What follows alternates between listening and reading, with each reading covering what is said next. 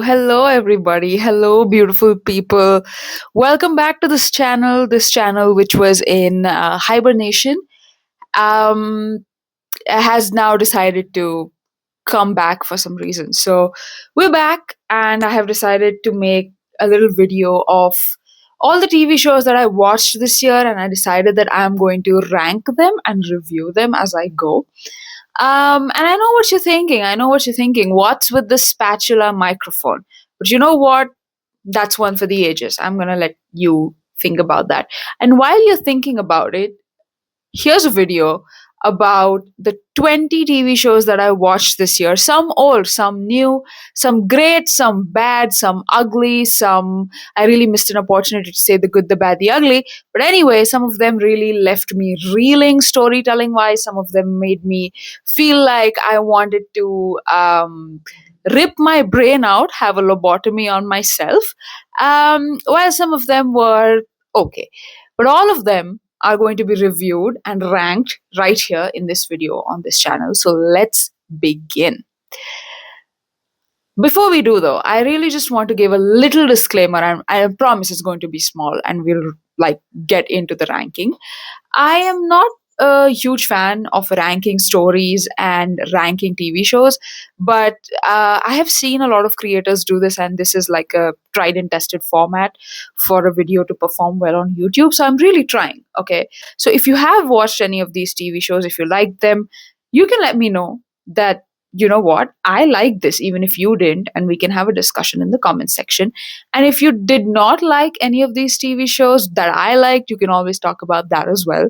So let's have a discussion in the comment section. And if you haven't watched any of these TV shows or some of these, then this video, take it as a recommendation list to binge on something in 2026.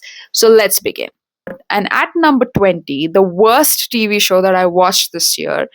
This TV show, like I just said, some TV shows felt like I needed to get a lobotomy. This TV show, I have a little list here, was one of them. And I'm telling you, I'm being honest right now, I did not watch every single episode at its God given speed. I actually watched it at 2.5x, and if there was any speed faster than that available on Netflix, I would have done that. I just wanted to see people make a fool out of themselves, which is why I watched Perfect Match season 3. I don't know why. I think I have watched season 1 or 2, but if you have no idea what Perfect Match is, I'm so happy for you. Please live your life. But Perfect Match is a TV show which is about these people from the Nick Lachey cinematic universe. So Nick Lachey is a producer. He produces all these reality TV shows, these dating TV shows called Too Hot to Handle, or that vein, basically. And all these people who are from this Nick Lachey cinematic universe are on his TV shows. And the people out of the TV shows, like the singles who still haven't found any partners through his TV shows, they all come on Perfect Match, and it's like a Hail Mary for them. Like, okay, you know what? Nothing worked out for me. So maybe this is like my final, I'm going to throw my hat in the ring once again, and I'm going to see if this Nick Lachey shit works out for me. And they do it, and they try to, play these games or these tasks that they have to do, and they pair up, and you have to have your perfect match. But the reason why I felt like having a lobotomy is because of the people on this TV show. The people who come on here, I have no words to describe them, but they are vapid, they're shallow, and they're just there to gain clout. And they're just there to clout farm, and they're just trying to um, rage bait the audience. They're just trying to get a rise out of the audience because they keep saying things like, oh, I want to do better, I want to be a better human being, I want to be a better partner. But then they just end up doing their same rehearsed routine of being a playboy or a playgirl, and then you just realize that this is why am I even watching this, but don't watch this TV show unless you have nothing else to watch. absolutely like absolutely nothing else. I would rather you watch a stream of a man cleaning his carpet rather than watching this TV show. Please don't watch it. And it made me absolutely want to get a lobotomy, rip my skin off, and just climb into a hole and feel really bad about myself. I mean, I did feel good about myself because I thought, at least, hey, man, at least I'm not them. But then I felt bad that I'm not them, but I'm watching these people. So take your pick, take your pick. See how you want to feel miserable. Next, this TV show at number 19 is kind of in the same vein. It's another reality TV show. But the reason why this one has eked out to number 19 instead of being at the bottom is because of its entertainment value. Okay, so I'm judging these TV shows based on the entertainment value, the storytelling, the character building, and all of that stuff. But these are reality TV shows, so there's no character building as such.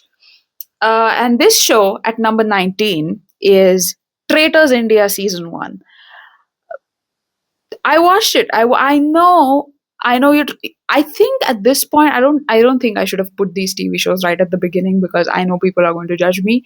But I decided to hate watch this TV show along with my cousins who were also watching it, and we had something to talk about and just shit on these people.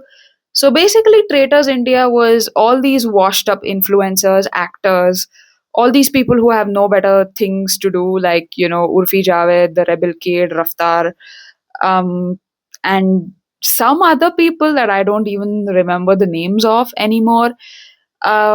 These people were all clubbed together by Karan Johar, the ringleader of washed up people, and he brings them together and he plays the game of traitors with them. Again, it's a bunch of silly tasks that they have to do, and they have to figure out who is the traitor. When I tell you all of the contestants were dumb as fuck, I want you to believe me because they were. Unless you don't believe me, then you're welcome to watch the TV show on yourself. Like, you're welcome to watch it by yourself, but uh, I don't think you should. On to the next. At number 18, we have, and this might come as a shocker to some of you, Only Murders in the Building, season, whatever the latest season is. And the reason why this TV show is at the rock bottom, along with trash like Perfect Match and Traitors India, is because of its storytelling and how absolutely dog shit this show has gotten. I remember watching the first season and feeling like this is a breath of fresh air. This is what TV needed right now. I really enjoyed the first season. I liked how the humor was organic. It actually came from a place where um, Martin Short and Steve Martin weren't trying too hard to fit in, or just not trying too hard, basically.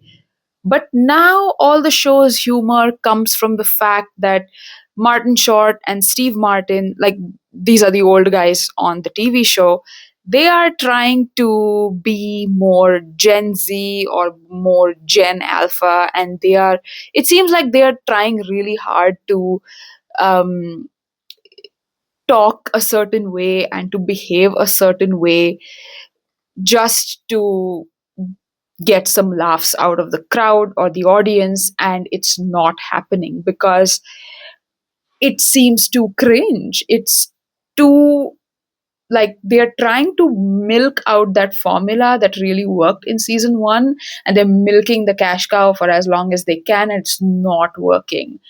And that's just the one observation I have, but I also have a few other observations. For example, um, in the first season or in the beginning of this TV show, what I liked was that each episode was filled with the plot thickening. But later on, it was just like, I mean, even now in this season, it's just like the action or the main elements where the mystery unravels. All of that stuff happens in the last 5 minutes of every episode or the last 2 minutes of every episode. The rest of the episode is just fluff. And I don't want to waste my time watching someone's sob story when this TV show is supposed to be about a mystery that's unraveling. Next, at number 17, we have this web series that I tried to watch this year called Sisters. It is starring Namita Dubey and Ehsas Channa. It's on YouTube, I think. Sisters is a web series about two sisters, well, um, surprise, surprise, who are living together. One of them is a party girl who has just left home, and she's the younger sibling, of course. She is someone who wants to live her life to the fullest. She wants to explore new things in the new city, be herself, find herself, whatever, whatever. The older sibling, however, which is played by Namita Dubey, she is someone who's really particular about her space, about her time, about the kind of people that she hangs out with. Basically, you can see where this is going, right? Like, there are going to be clashes of personality, there are going to be clashes of thought, and but everything's going to be fine in the end because they're sisters, and sisters always like, I don't want this. This is a thing that has been done before. You're not adding anything new to the conversation. Esas Channa and Namita Dubey's acting seems really, you can see they are acting, which is not the point of acting, if I'm being honest. um, the jokes are cringe, they are trying too hard, and I don't mean to say that trying is cringe. Please don't get me wrong, okay? I'm not trying to say that trying is cringe. What I'm trying to say is that when you push a joke too far, or you try too hard for a joke to land, and you try puns that don't naturally land, or that don't feel like they suit the actors or the story, it comes off as trying too hard and it feels cringe. That's what I'm trying to say. And that's what I got with this TV show or this web series, whatever it is. I'll be honest, however, at this point, I don't want to berate this show too much because I haven't watched the rest of the seasons. I'm guessing it improves. I hope it does because it has a bunch of seasons now. But the first season, the one I watched, was really bad, which is why I have put it right at number 17, which is at the bottom of the barrel. Next, at number 16, we have The Summer I Turned Pretty, season 3.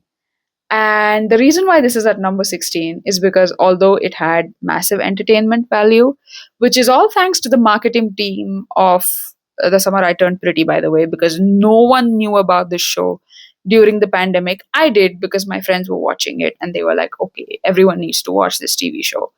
So I watched it. I mean, I knew what was going on, but I didn't really care to watch season 3. I had kind of gotten over it until there was a huge conversation online about, are you team Jeremiah or Conrad? And everyone was talking about it all of a sudden. And I thought to myself, fine, fuck it, I'll watch it. I had the time. So I watched season 3.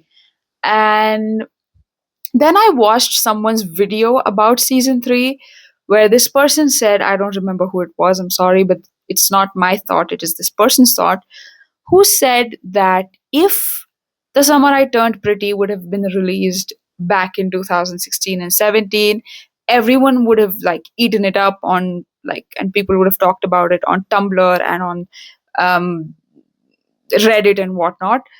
But it would still have been one of the cringiest teen rom coms. And if you think about it, this show is really cringe. The kind of storytelling that it is working on, or that the formula for The Summer I Turned Pretty, the story formula for it, is very dated. This TV show is really cringe if you think about it, but only the marketing saved this TV show. And if it weren't for the marketing, none of us would have watched it, and none of us would have even like thought about Team Jeremiah or Team Conrad. And the reason why I have put this at number 16 is because of its entertainment value. It was entertaining nonetheless because of its nostalgic storytelling kind of value. Because I remember when I was a teenager, if I were a teenager when I watched this TV show like 13 or 14, I would still eat it up. I would just be like, give me my spoon or the spatula, and I would eat it up.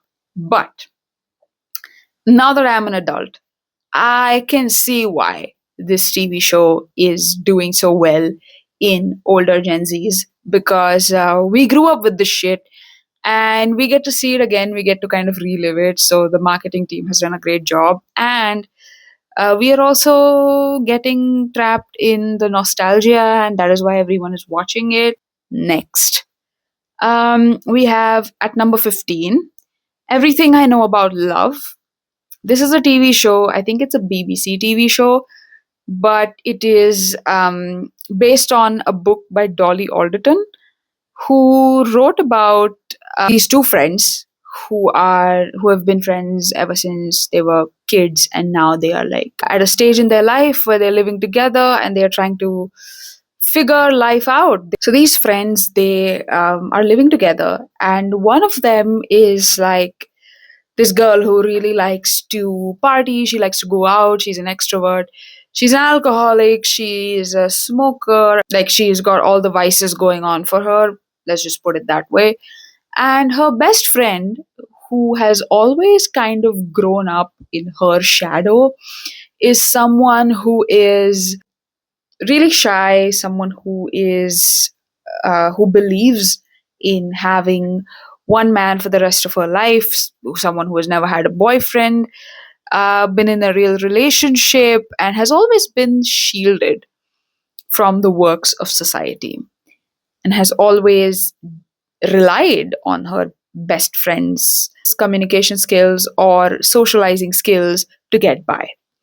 However, now she has a boyfriend and she has kind of come into herself. And this party girl is really mad about it because she's selfish and she wants everything to herself, and she thinks everything must revolve around her and her life, and her best friend should just be who she was all these years and support her in everything that she does. I did not like that. I felt it was too poorly written. I'm sorry. I know everyone, like a lot of people are fans of this Dolly Alderton and her books. And I have read good material, and it was a good book. It was a quick read. But I would say that this TV show adaptation, it was all right. I don't think it was anything remarkable. That's why I've put it at number 15, because I didn't really know where to put it. I did not finish the whole season. I just watched like 4 episodes, but that was more than enough for me.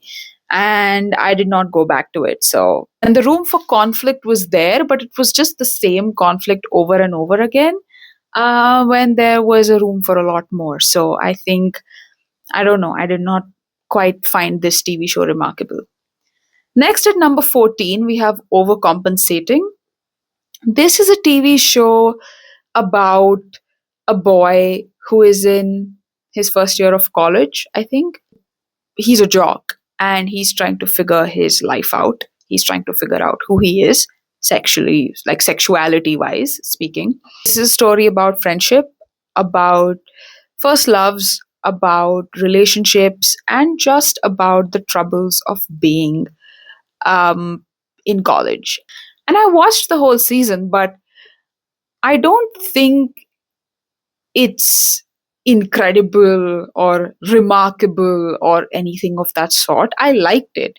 I really liked Benny. That's the main character's name. Benny and his friend, his female friend, I forget her name. They become best friends. They are best friends. Her name, I forget her name. Their friendship. I really liked how the show actually handled that with care and consideration. Um, I liked how they navigated Benny's like sexual discovery of himself. That was something interesting to watch on TV, because there are a lot of different approaches on how to go about this, on how to talk about not just bisexuality, but talking about queerness on TV.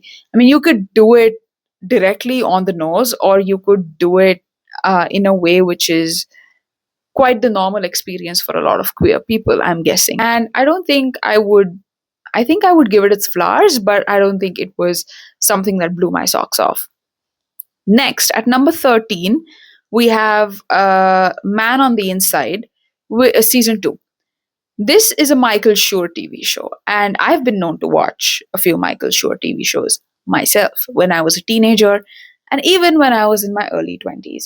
I used to watch Brooklyn Nine-Nine, I used to watch The Good Place, I watched Parks and Recreation, and I really enjoyed most of these TV shows. They were fun, they were interesting, they were funny. But I would say that Man on the Inside is just. Season 1 was good, season 2 was horrible because I figured out who did it in the first episode. So it was just very boring for me to watch the whole TV show. And so, especially if it's a mystery or like there's a mystery at hand that needs to be solved. And if you're not doing that, I am going to lose interest, which is what happened. That's why it's on number 13. Number 12 is this spot is for the TV show called The Middle.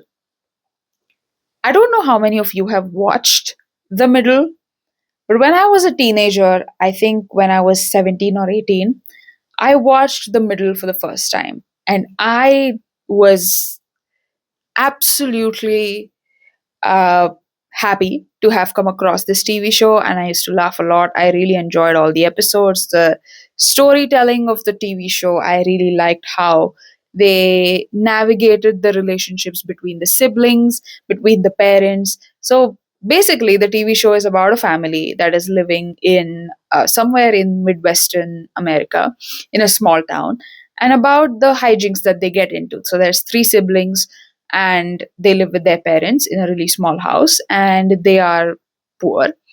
So it's about how they live together, how the siblings figure out their lives, their like relationship with each other, their relationship with their parents, and also their friends and how they are at school and how they um, are with each other and just all of that stuff. It's good stuff.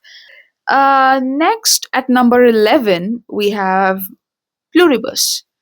Pluribus is a new TV show by the creator of Breaking Bad. And everyone was talking about it. Everyone was hyping it up, which is why I started to watch it. However, I have to say this, I was not hooked. I watched the first 4 episodes and then I lost interest because the first episode was great, storytelling wise, cinematography wise, editing wise. The story was tight, crisp, taut, amazing. The script was great. I liked the idea too. But it started to plateau in the second episode, in the third episode, in the fourth episode. And then it was just, what is going to happen next? Are you going to get to the point? And I don't know if they got to the point in the later episodes because I did not watch it because I was bored in the fourth episode.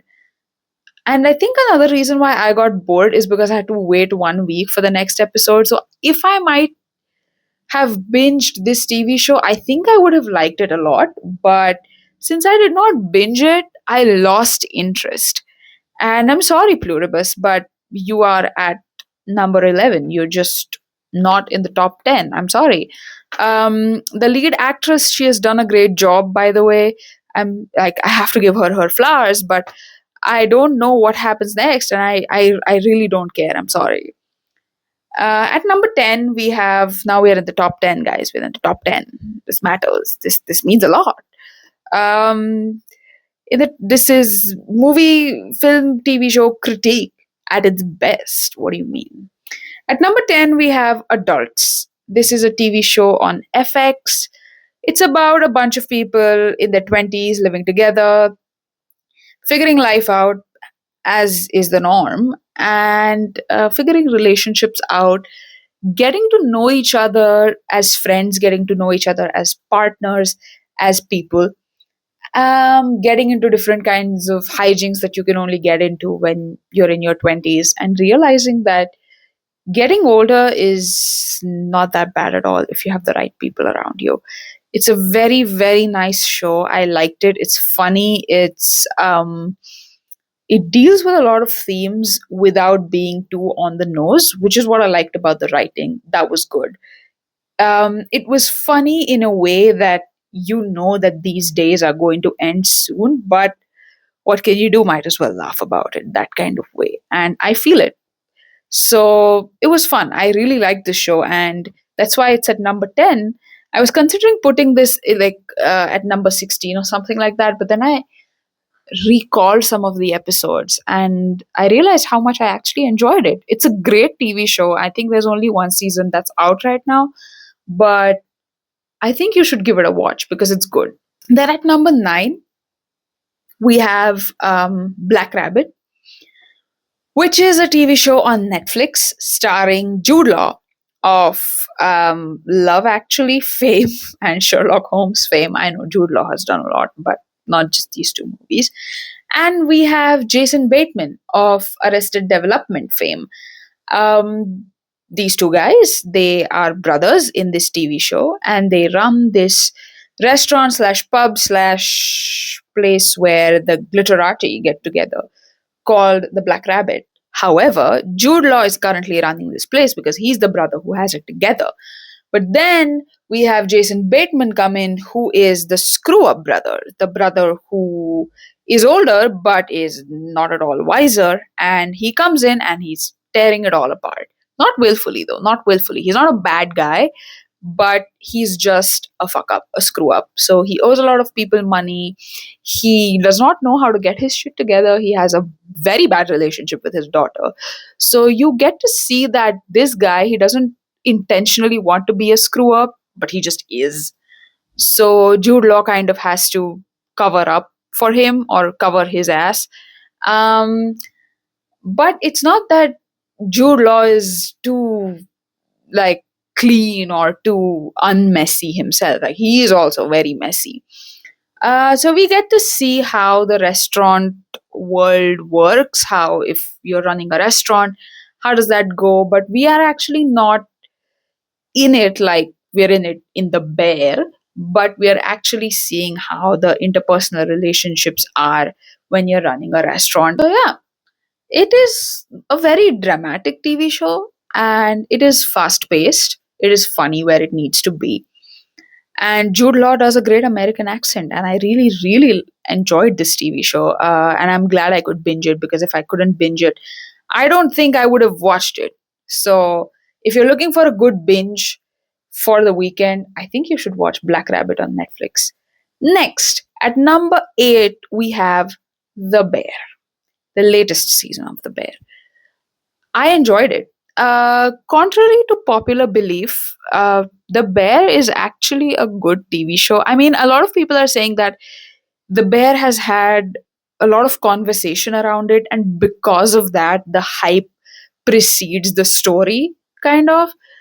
But what I think about The Bear is that at its core, it's a great story. And I think I'm not going to defend The Bear to death or anything like that because I did not quite enjoy the third season. But the fourth season, I think they pulled their socks up. Nothing can beat the second season, though. That episode where Richie stages, that episode has got to be my favorite. And the one where Ayo Edeberry's character, Sydney, she kind of figures herself out. And that episode with the omelette, those have to be my highlights.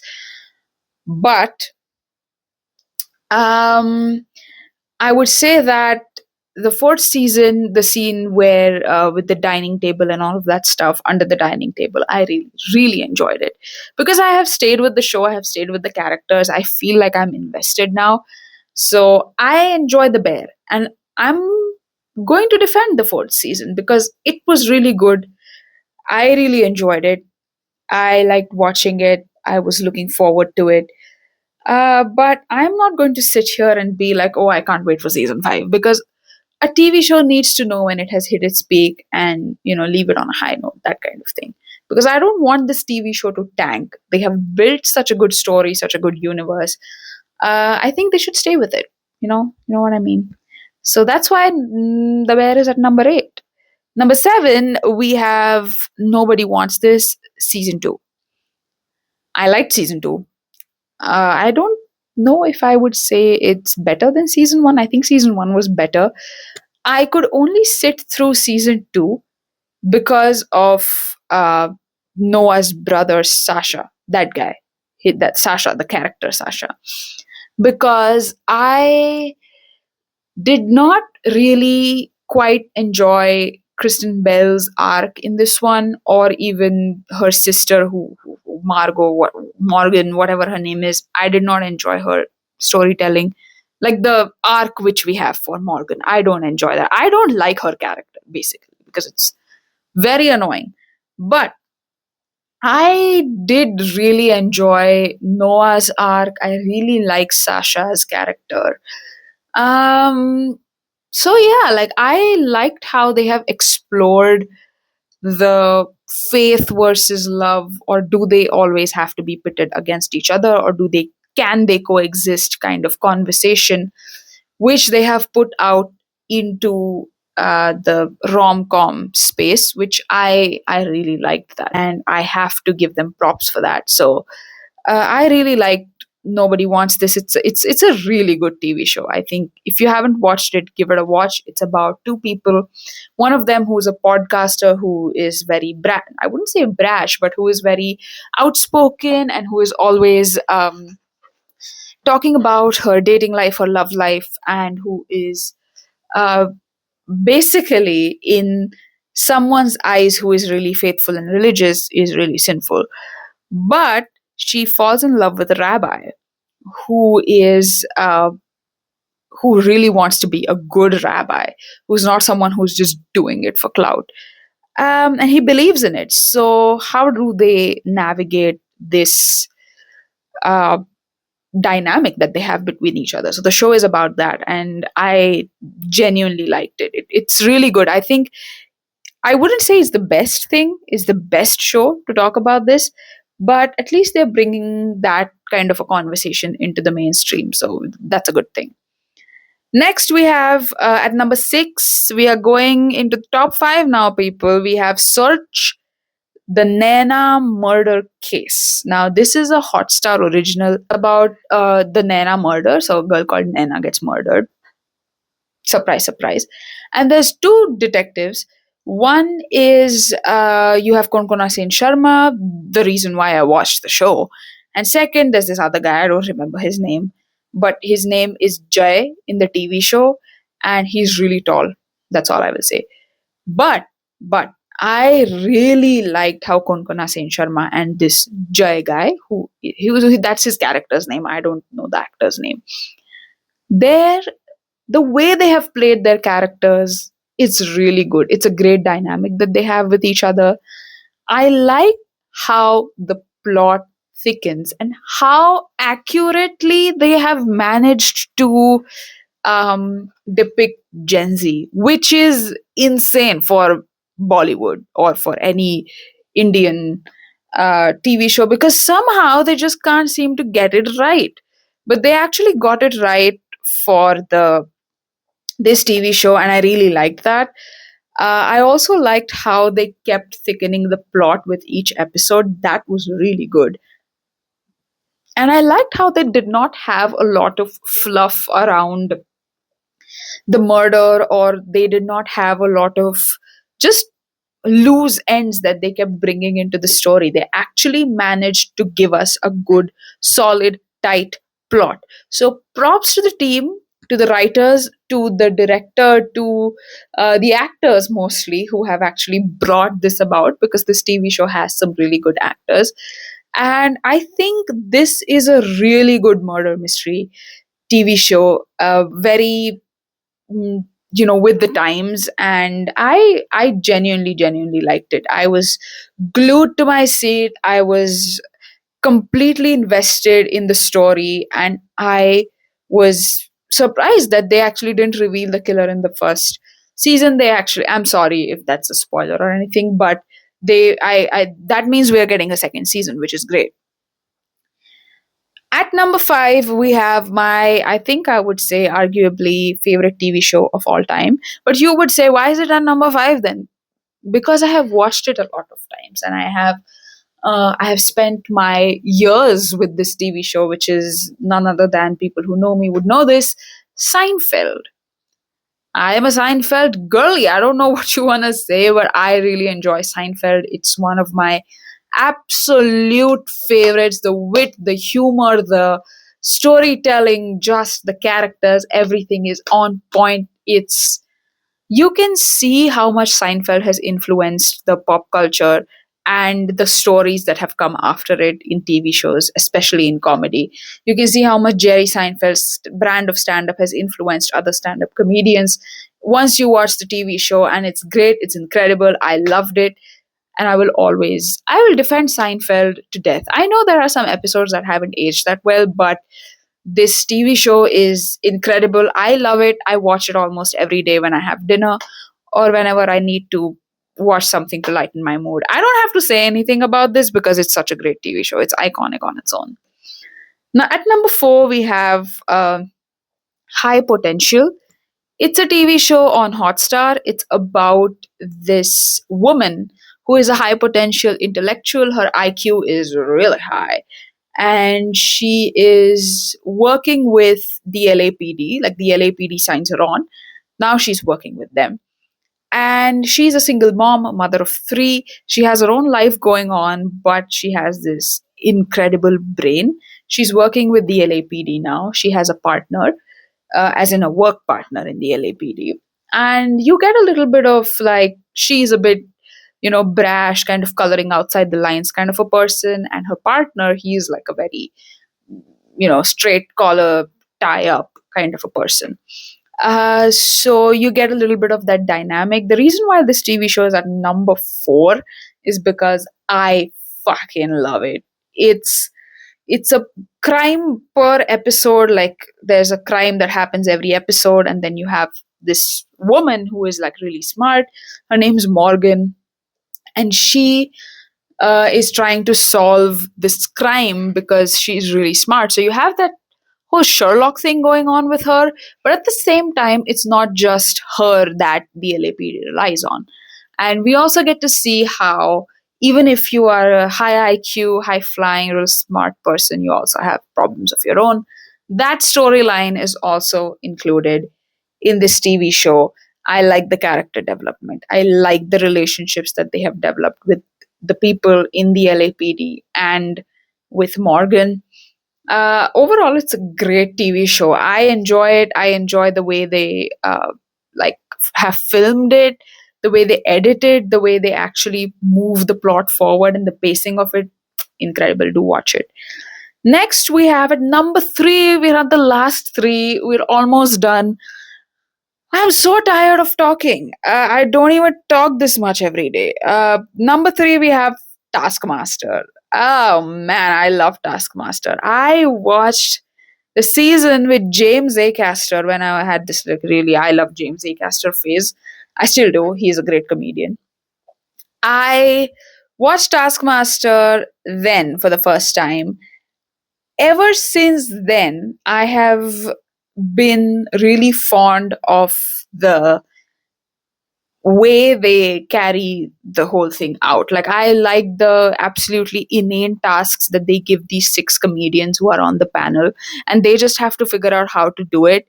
It just shows you that celebrities are as dumb as we are, and they're just like trying to do something. And the tasks are insane, so everyone looks dumb, and it's just funny, man. It's like belly splitting laughter level funny. This season with Jason Manzuka, Stevie Martin, Fathia El Gorri, you had Matthew Bainton, and you had Rosie Ramsey in this season, and it was incredible. It was funny. I was like literally slapping my thigh laughing when I was watching this season, and I watched it when I was going through a really bad time, and it really, really, really picked me up, lifted my spirits. I enjoyed it. You should watch it. If you just want to laugh, watch it. I'm not going to say anything else. Watch it. It's on YouTube, by the way. It's for free. Next, at number two, finally, we're almost at the end. At number two, we have Dark Winds. This is a TV show I watched on Amazon Prime, and I literally stumbled upon it, and it's at number two, so you can see how much this TV show has stayed with me. This is a TV show about people in the US who Navajo people who live on the reservations, and how a Navajo chief, he has to, I think he's a captain, I don't think he's a chief, but he's a captain in the police precinct, and how does he navigate a really bad crime that has taken place on the reservation that he's posted in. This TV show deals with culture, deals with, obviously, the crime is the main plot of it, but it deals with culture, it deals with preserving your culture, it deals with interpersonal relationships, people. This TV show touches upon those topics not in a very on the nose manner, like, oh, you are racist, not kind of like that, but in the most interesting way I have ever seen this issue being dealt with. And it's mind blowing to see how they have paced this TV show and how interesting they have made the story. I really, really, really enjoyed that. And I am just so glad that I stumbled upon this TV show, because if I hadn't, I don't think I don't know how I would function, because I was blown away by the storytelling of it, by the way, like, the acting was just on point. It was great. And finally, at number one, we have The Residence on Netflix. Now, I don't know if you have watched it, but I mean, this show, it's so good. Why is it so good? I mean, wait. Before I gush about this, let me tell you. The Residence is a TV show about a murder which takes place at the White House. The chief usher of the White House has been murdered. We have bunch of suspects. We have, and he's murdered at the night of a party when there's more than 100 people in the White House, including the president of the United States, including a lot of other important people. So it could be literally anybody who has killed this man. But we realized through the course of the episodes that it could literally be anybody who is on the staff, because everyone had a very strained relationship with this man. Every character whom we get to meet, whom we get to see as a suspect, had a strained relationship with him, and everybody had motive. So you might think this is kind of like a Murder on the Orient Express kind of a situation, but it's not. And you will see why when you watch the TV show. I'm not going to say much without spoiling it, of course. I don't want to spoil it for you because I do want you to watch it. I really enjoyed it.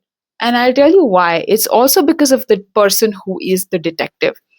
This is the most, I mean, we all know that detectives are usually quirky, and they are usually people who are like, they have their own little quirks. And this detective's quirk is that she's into bird watching.